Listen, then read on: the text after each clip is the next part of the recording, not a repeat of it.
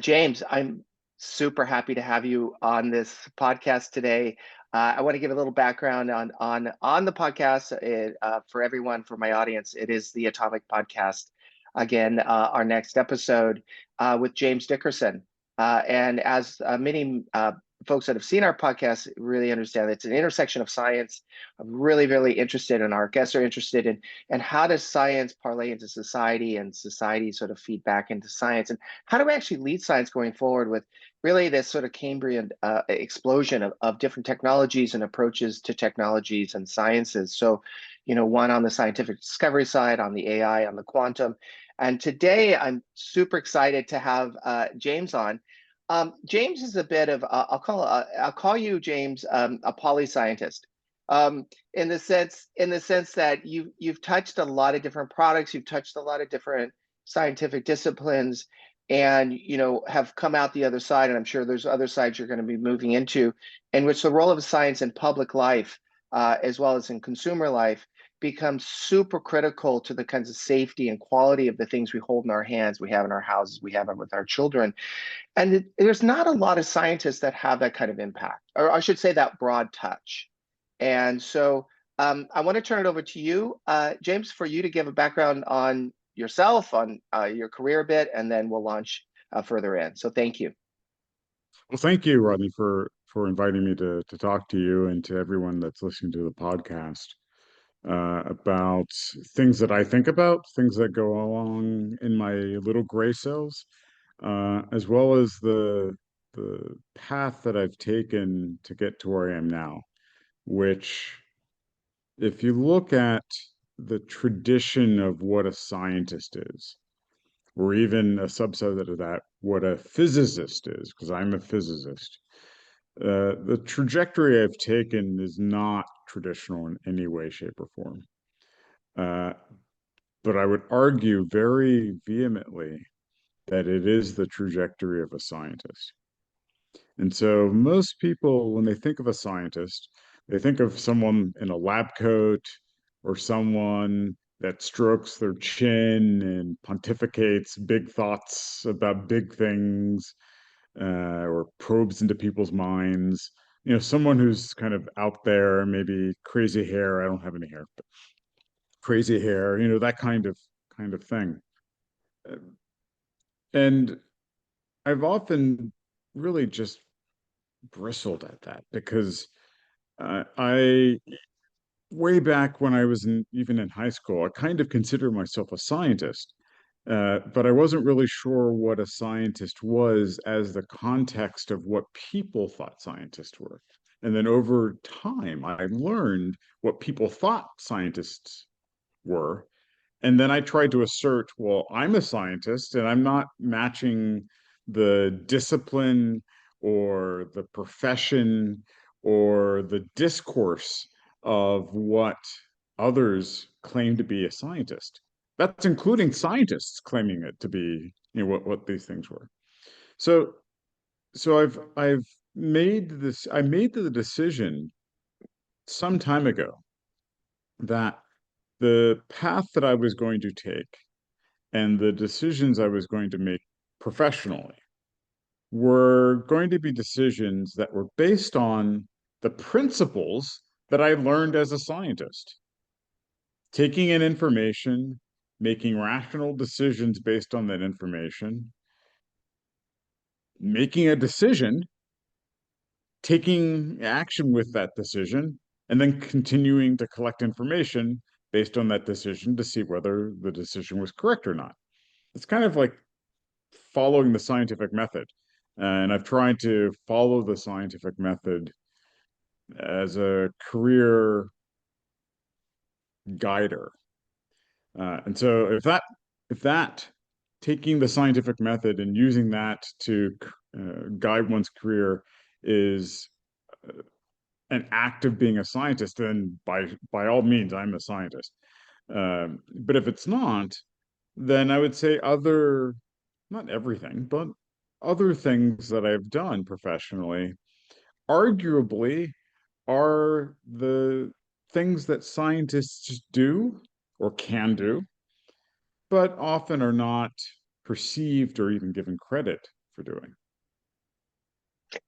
Perhaps give some examples of, the perceptions of what a scientist does and what you encountered sort of butt heads against. And then what are those underappreciated areas that you've had to sort of encounter as well? So, I've thought about this a little bit. So, scientists are usually defined by their discipline, be it physics, chemistry, psychology, biology, medical sciences, material science. But they're not necessarily defined by their practice. So most people presume that, well, if your discipline is one thing, then your practice must be just doing that discipline. And so I would argue that I know or know of scientists that are experimentalists, they're theorists, they're computationalists, they're CEOs, they're lawyers, they're consultants, they're journalists, there are lots of things. And so if one is open to the fact that a scientist can be all of those practices, if you will, then one can argue that a scientist can be anyone. And then if you flip that, anyone can be a scientist. And so if you take that principle, that arguably is one of the underlying principles I've used in communicating with people throughout my career, that you should not segregate yourself as being a scientist or not being a scientist. If you take in principle the belief of the scientific method, even if you don't know how to articulate what the scientific method is, but you try to take in information and make decisions based on that information, in one way, shape, or form, you are a scientist. And that has helped me. That premise has helped me throughout my career, not only being a college professor and a high school teacher, which I did earlier in my career, but also talking to business leaders, talking to politicians, talking to legislators of different types, and talking to regular old people about the things that have impacted or influenced not only the professional lives, but the personal lives. And so if you give people that sense that there's nothing particularly exotic about taking information and using deductive reasoning in evaluating that information, then this illusion, the mysticism, the smoke and mirrors of being a scientist doesn't go away per se, but people appreciate what people mean, okay, this person means by the concept of being a scientist. And that goes a long way, I found, goes a long way to engaging people in common ground, common language, and common understanding of a particular issue. And this idea of common language and understanding is something that I think we all one struggle with, but then we have our wonderful moments. We'll say a little revelation when we actually communicate effectively and people get it. And I wanted to ask you about that communication of science. Don't you think the power of communication has to do with both scientists and scientific organizations or organizations that use science a lot um, to listen better to their constituents, to their consumers, to their publics? Tell me a little bit about what you've learned as a scientist, but also as a person about listening really carefully to your audience, to the people that you do need to communicate to. Listening is so important. And it's there are different ways of listening. There's listening by literally taking all of your senses and receiving information that's given to you, either directly or indirectly. But sometimes listening has everything to do with speaking or writing. What do I mean by that? Well, so if you don't know to whom you're speaking or communicating, that means you haven't even done any listening to begin with.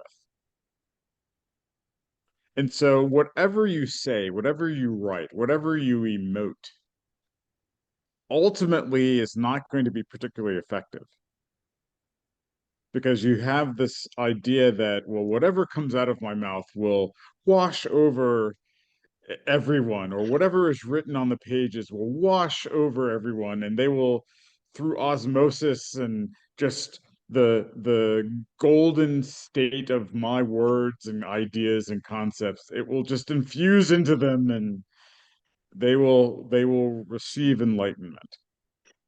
Like that's one of the worst ways to try to communicate.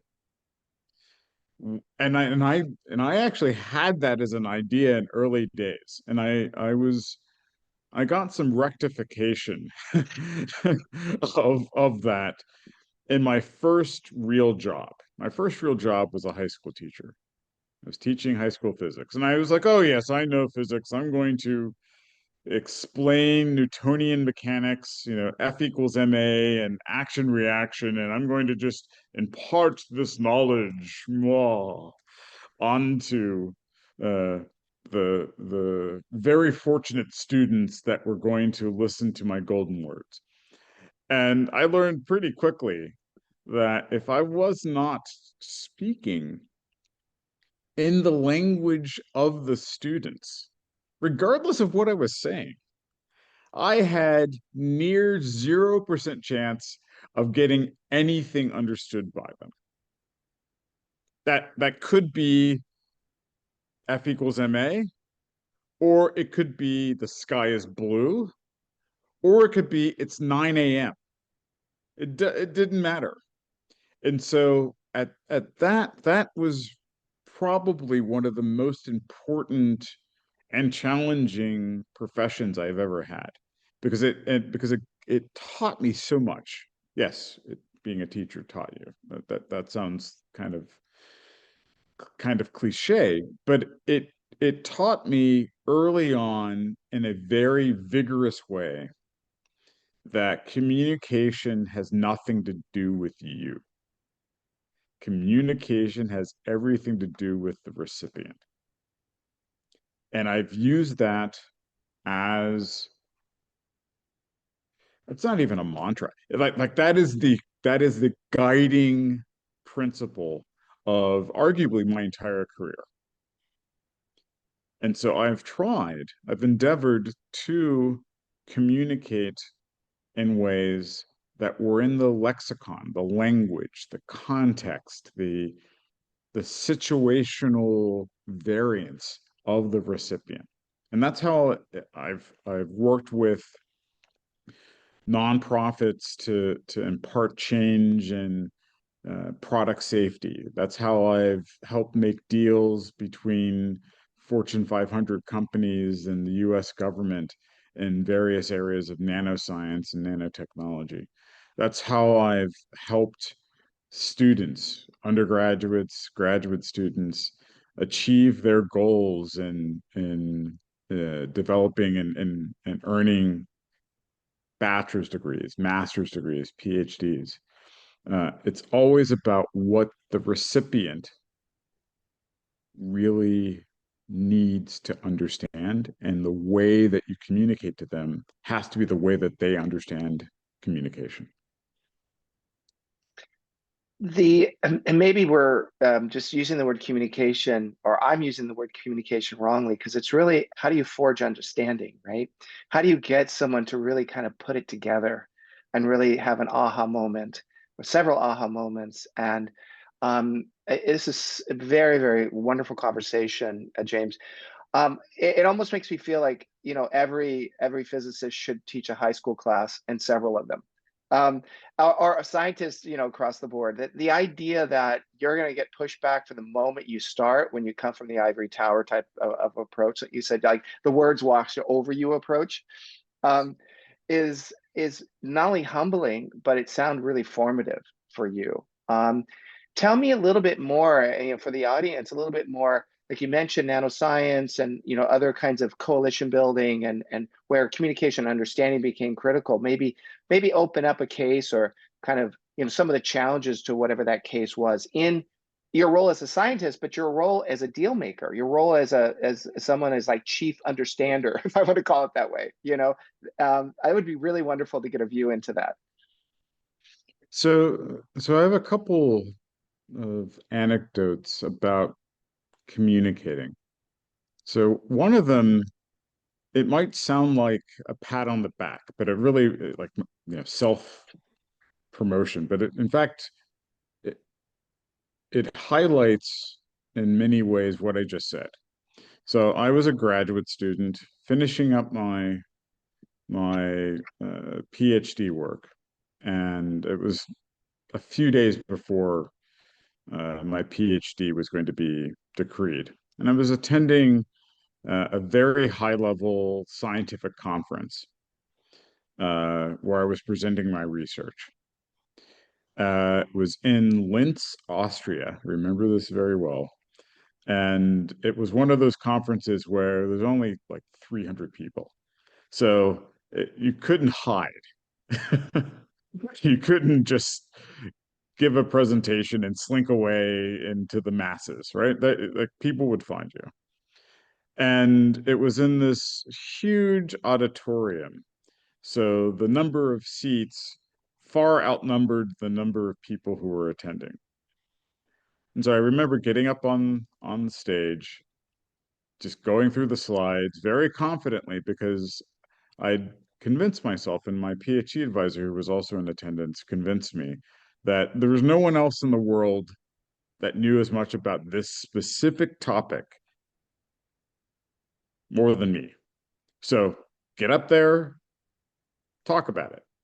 Don't, regardless of if there's a Nobel Prize winner in the audience, and there was, or not, just talk about it. And so I did. I just went through the slides, gave my evidence, fielded questions during the Q&A session, and then tried to, because I couldn't really tell whether I'd done a decent job or not. I tried to kind of slink away during the coffee break. But one of the people that I was very intimidated by somehow found me and cornered me and asked me this question. So, James, where are you a professor? And I did that like I'm actually just getting my PhD, and you could see his face completely drop. And it was because, as he told me a few moments later, because I went up and just asserted my knowledge, he presumed that I was not just a good graduate student, he presumed that I was fully tenured and was just one of the folks talking about his science. And so that anecdote reinforced this idea that I had to talk in the language and context of the recipients, because then I had at least a fighting chance to be respected for whatever I was saying. So that, even though I went through lots of different experiences thereafter, that idea of talking confidently, talking succinctly, and talking clearly, again, talking the language of the recipient, held true and carried with me to the next anecdote. So you mentioned experiences with with business leaders, government leaders, etc. So I remember one experience while I was working for Brookhaven National Laboratory. Brookhaven National Laboratory is a United States Department of Energy basic energy sciences lab. And there I was the assistant director for something called the Center for Functional Nanomaterials. So the idea was that we were supporting through our own research, as well as the research of others, the development of basic energy sciences related to energy storage, energy conversion, and energy generation. And so one of my tasks was to go out into the world and find the best science as well as the best early technology to offer people the assistance of our expertise, of our equipment, and our capabilities to do certain things that in some cases, nowhere else in the world had that combination of expertise or equipment or being able to go from one piece of equipment to the next. And so I remember on one of the trips, I was sitting in Hanoi, Vietnam, speaking to who was presented to me as the director of Vietnam's National Science Foundation, essentially. It's not called that, but it's the equivalent of the National Science Foundation. And unfortunately, I don't speak any Vietnamese. And at the time, it was not presented to me that the director spoke any English.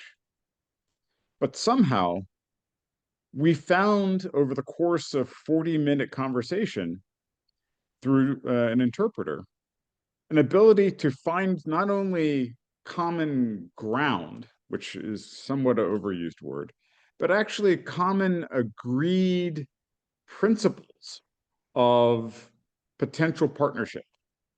And so that also is an undergirder of you have to work hard to find the right language. And in that case, it was me working hard with our interpreter to find the way to communicate basic ideas with unencumbered language, unencumbered words, not a lot of jargon, not a lot of just, oh, I am a scientist, hear me pontificate, but just making sure that the core information is conveyed. Again, gets back to the point that the information is key. Last anecdote, and I'll try to make it shorter because of time. I won't name the company because that does no one any good. But I remember also working at Brookhaven National Laboratory, I had to explain to a CEO and CFO while visiting them and convincing them why they should allow their technological staff, so their basically technology development team, why they should work with Brookhaven to help with their progression to a certain technology level. I had to explain to them what their own products were because they were not scientists. They weren't even particularly science literate, but they were in charge of, P&L, profits and losses. They were in charge of deciding whether they should invest hundreds of millions of dollars in this case into the development of a new technology. And it was profoundly just amazing to me that they didn't even know what their products were fundamentally. They just needed to know, is this something we should invest in? And so I found it as an opportunity to convey and communicate science over the course of just a few moments, explaining them not only what their technologies were, but why they had specific value in the marketplace, why other technologies that they were developing didn't have value until they invested more in their development, and what technologies that they were really excited about they should probably not even consider because the marketplace either was underprepared for those technologies or those technologies had rivals that would have squashed them.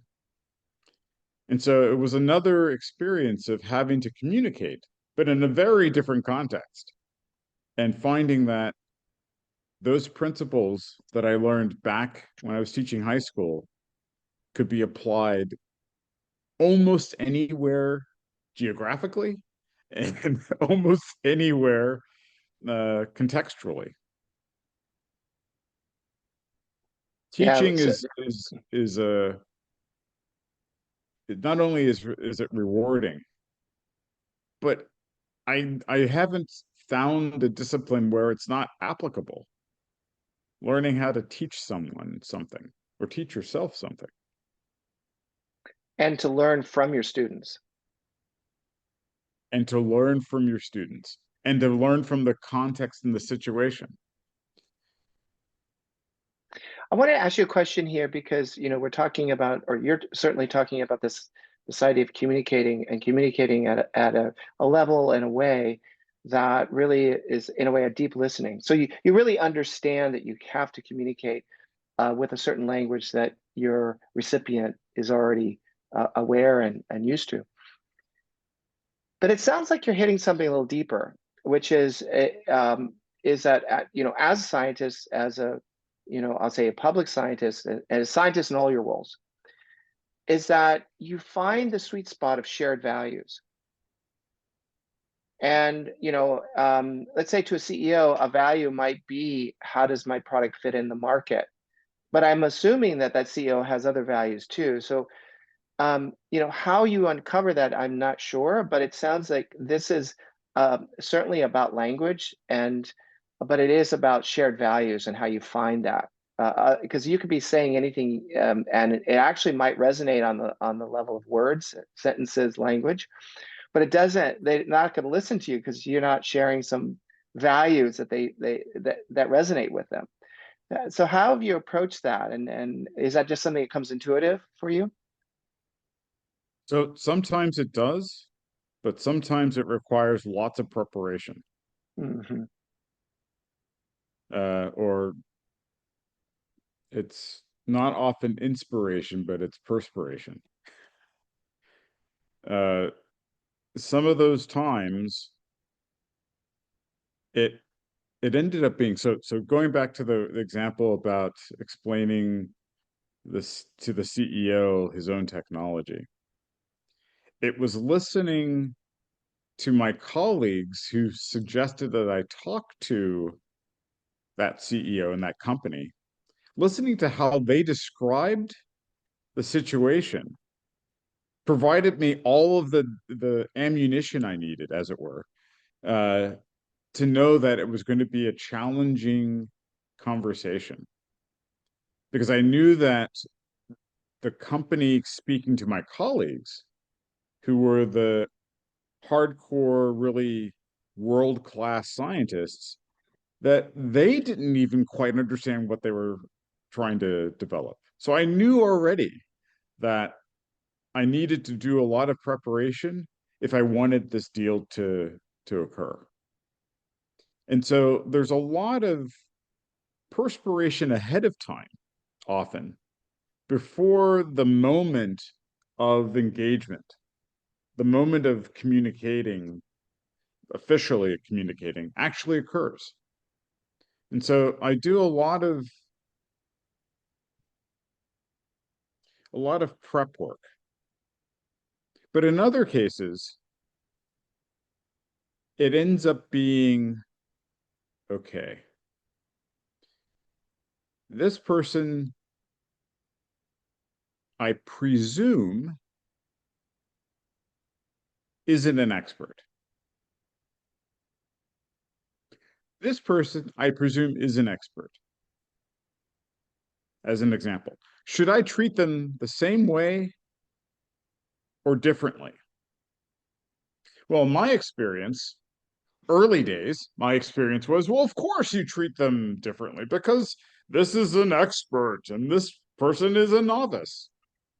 But what I learned quickly, and I learned even about myself, is that even experts, and I've been fortunate to work with in different ways two different Nobel Prize winners in physics. I've learned that even experts like to be told a story. Even experts like to be led along at a pace that is comfortable for them. And you probably don't know what that pace is if you've never engaged them before. So it is perfectly fine to start at a low level, or what you perceive as a low level, and then communicate with them to find out whether you're stuck in first gear and that doesn't work, or whether you should, shift up to third gear, or whether you should start after 2 minutes into sixth gear. That's part of communicating too. It's not actually necessarily speaking or writing or listening, but it's acquiring information in preparation for that moment where you begin the communication. And so that's the perspiration that I'm talking about. You get sometimes you got to do a lot of pre-work before you get going, before you have a good, bad, or otherwise moment. It doesn't always work, but if you're willing to continue to gather information and adjust, then you have a higher probability of it being successful. And that's all it is. All you're trying to do is maximize your probability of success. You're not guaranteeing for anyone whether it's going to be successful or not. But all the adjustments, all of the pre work, all of the listening is just trying to maximize that probability. I'm super interested in how the storytelling that you're describing, the sort of level setting of communication, has fed back into your own research or your own approach as a scientist to, say, solving some hard problems. Um, you have my imagination going about, what kinds of stories resonate, what kinds do not, and the importance of storytelling, which is very, very, very much underappreciated. And I don't think it's taught. It could be, but I don't think it's taught in traditional sort of vertically sort of siloed disciplines. Um, so tell me maybe a little bit of how some of the experiences you've just shared have improved, gone back to influence your own work, as a physicist, and maybe cross-functional scientist, I'll call you, because you've touched a lot of different disciplines. So storytelling is critical. And certainly in my most recent role as CSO, Chief Scientific Officer for Consumer Reports, the consumer advocacy organization, I found that storytelling, yes, I've had to be a storyteller, but I would argue that I've had to teach storytelling more. And so, no, what do you mean, James? Consumer Reports has been around since 1936. So they clearly know how to tell stories. Like, well, yes, that's true. But even the best storytellers refine themselves. tweak, nudge here and there. And so what I've done over my time, almost 7 years at Consumer Reports, was to help different parts of the organization, be it the advocates who go out and engage different government agencies or engage companies, retailers, manufacturers, or do all the grassroots mobilization efforts to speak directly to consumers, to people, be it our journalists who write the stories and produce all the video content that people certainly know about, be it even our legal team to talk about legal issues that might exist. I've had to talk about this idea of putting yourself in the position of the recipient and put yourself in the context that the recipient will be in when they read, hear, or engage with whatever the information is that is being conveyed. And stay in that position, stay in that context. And if you stray away from that, you actually are not doing your job. You have to, you can't do this as we already talked about, I am washing you with all of my eminence or all of my information, or all of my partnership with you. It doesn't have to be some egotistical point of view. It could actually be very altruistic, but still the altruism may not be effective.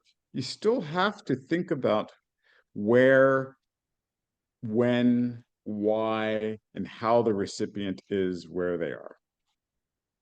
And James, so, a question. I'm sorry, I had to jump in on you.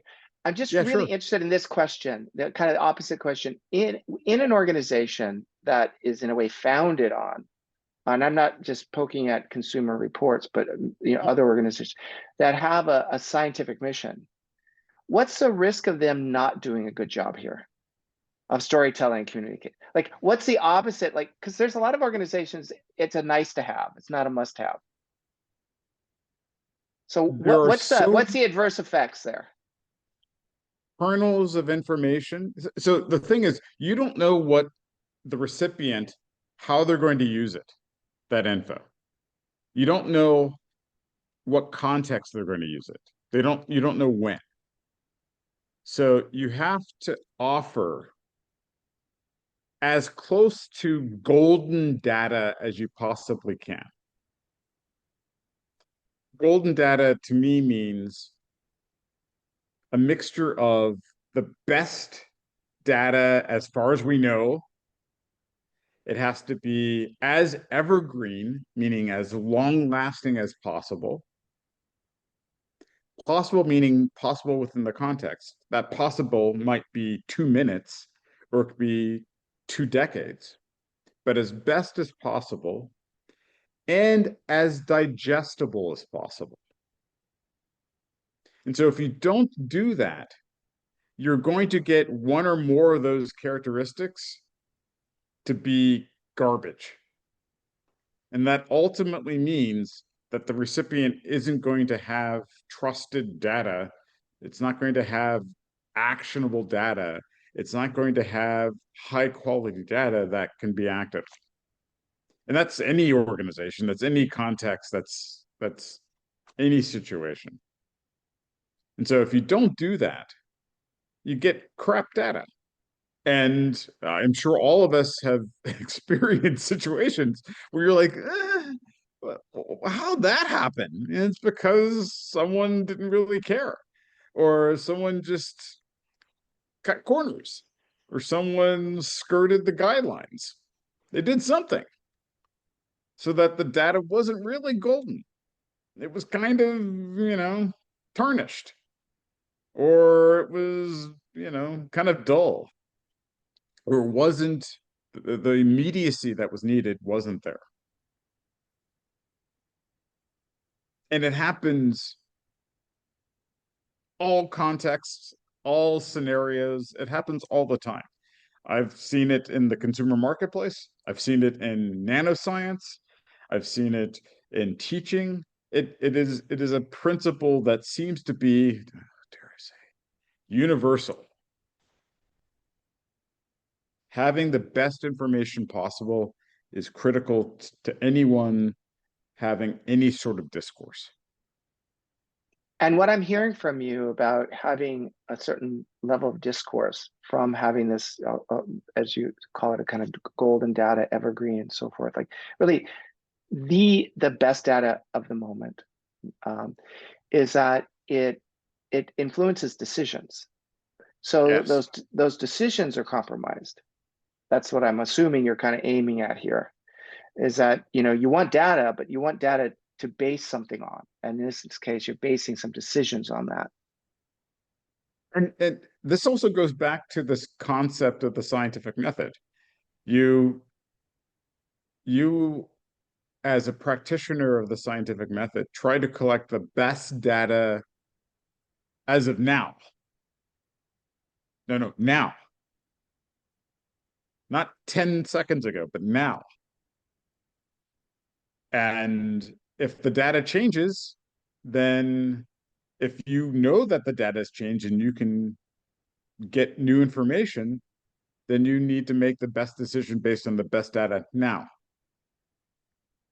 That, for me, is something that if it's feasible, if it's financially feasible, if it's contextually feasible, all these other conditions, if you can do that, you can tolerate that, then it behooves you to try to use the best data to make the best decision. And that's what that if you think about it that way, which is a slightly different spin on what's been stated so far, that is what I've also tried to impart, not just on my colleagues in my various roles throughout my career, but also on others have who have graced me with the ability to communicate with them. One of the things that comes up, James, is when we have the data, and let's say it's the best of the moment, we make decisions based on also a set of beliefs. We don't have to go too far into a whole belief system here, but I do want to say that when you think of, the film Oppenheimer, or you think of, various Nobel Prize winning physicists, they've had to negotiate their research in relatively noisy times. Yes. Yes. And so, as a professional, as a physicist, as a communicator, as a leader, you've had to negotiate, striving for best decisions, not just for yourself, but for others. And That's then they right. still don't make good decisions, or they don't listen to the data, or they don't take the data that is being offered as generously as you're offering it. And so my question really is accessibility to data and having a kind of a digital transformation in that organization where data is readily available seems to be also super important. And then secondly, that people, and how do you educate on this? I don't know, that people realize that data really is essential for decision making. It's not just their intuition. So access to data is I've said the word critical a lot in this conversation, but access to data is really essential. And one of the challenges is that, so you're aware of the concept of knowing what you know, knowing what you don't know, and not knowing what you don't know. Correct. Yes. So I've found that the largest of those three buckets is not knowing what you don't know. And one of the goals of life is to reduce that bucket as much as you can, hopefully toward knowing what you know. but it's more likely that you'll fill up both buckets of knowing what you know and knowing what you don't know. Many people, at least, are reported to.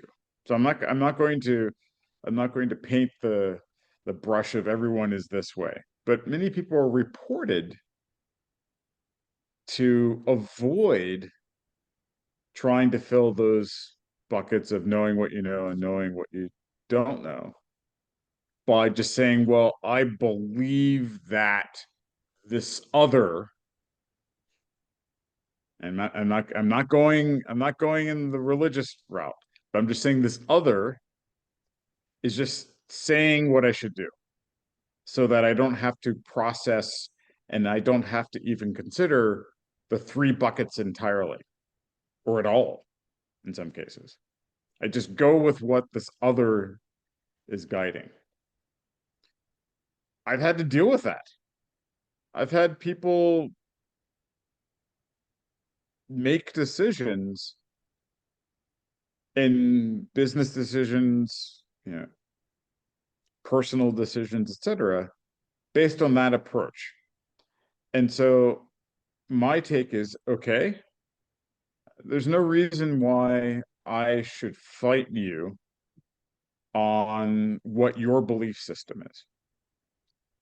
But what I can do is to make it clear what I'm using as an approach and tell you that I'm trying to optimize knowing what I know and knowing what I don't know in the engagement that you and I are having.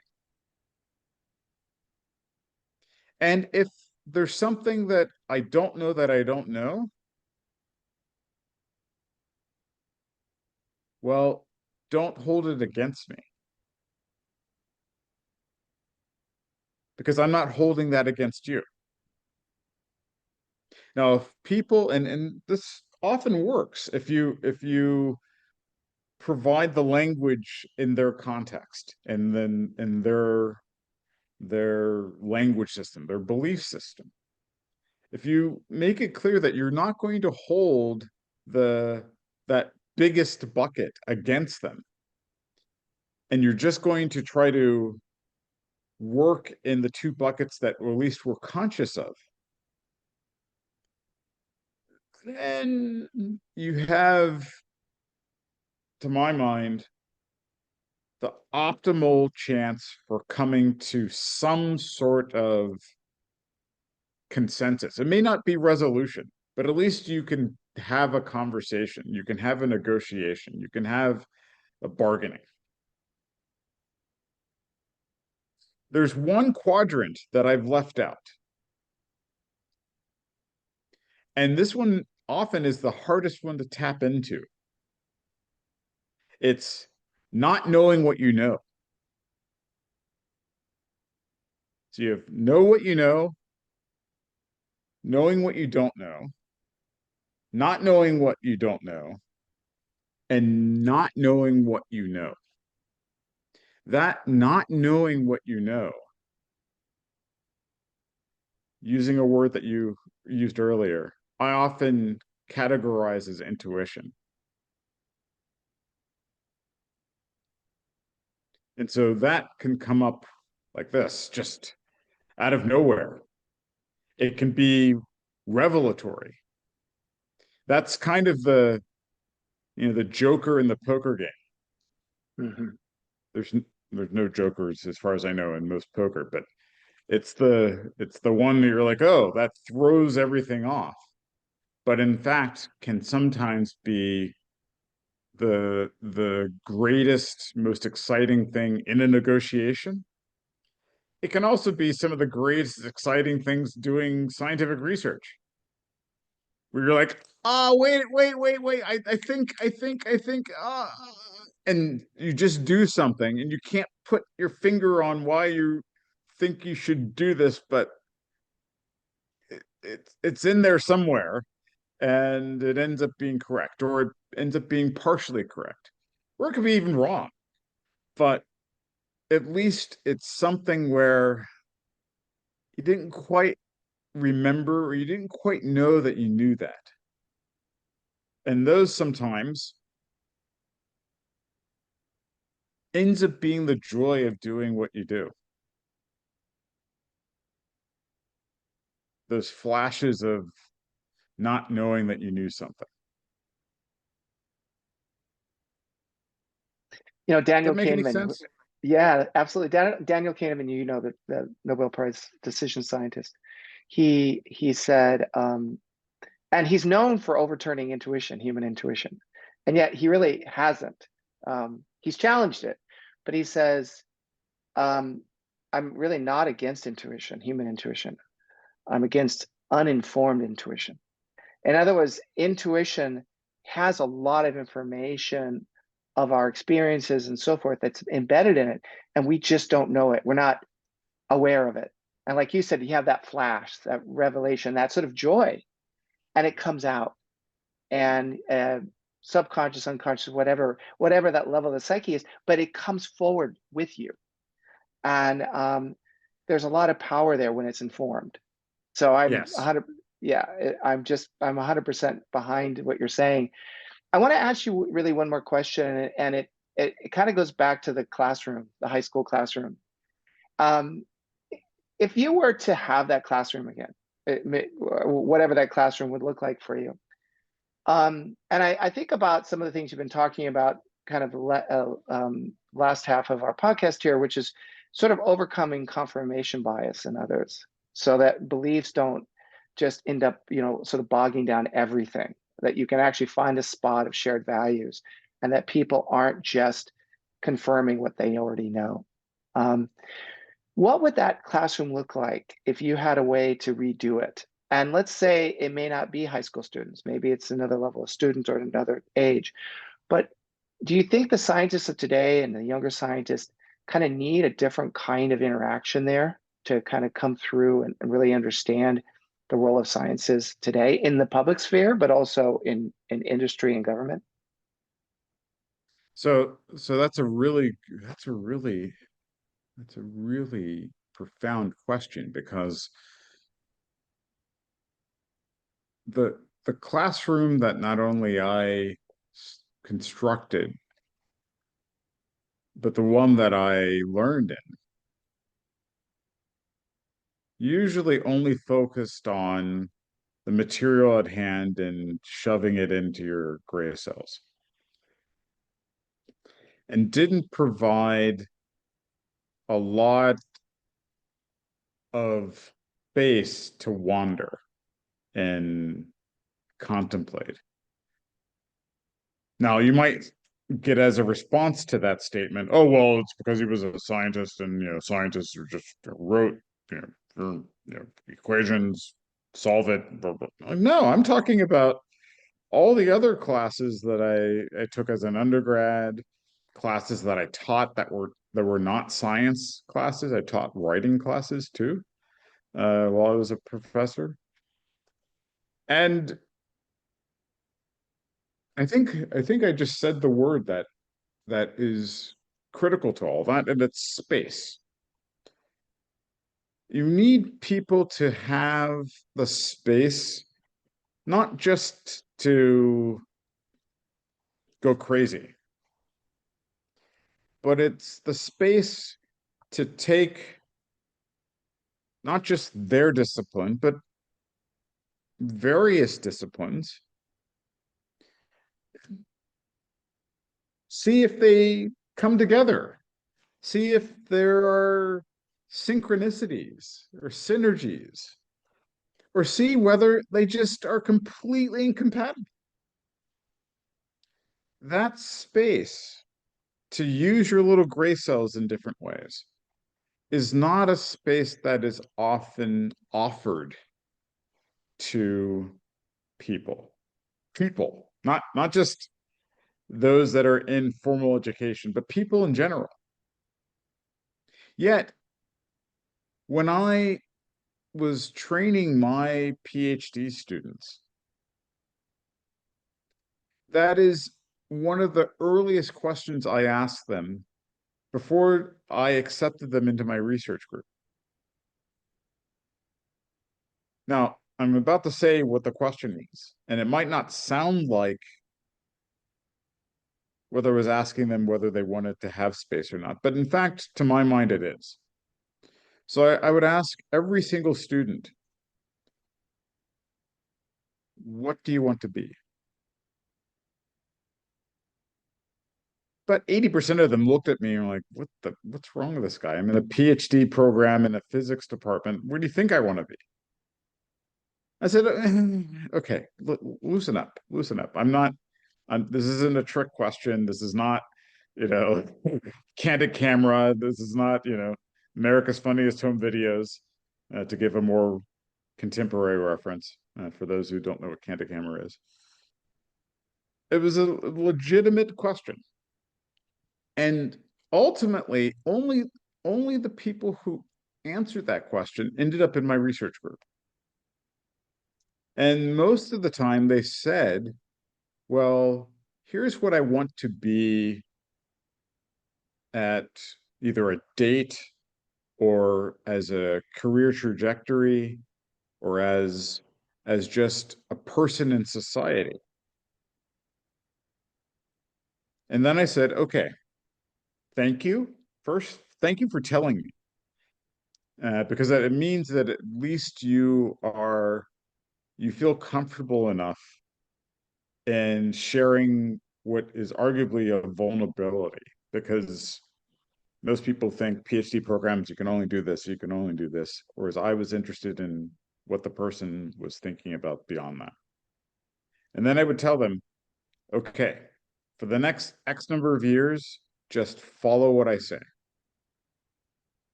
I might ask you to do things that don't seem to be that important to being a material science or a chemistry or physics student, but in fact, they're essential, like storytelling,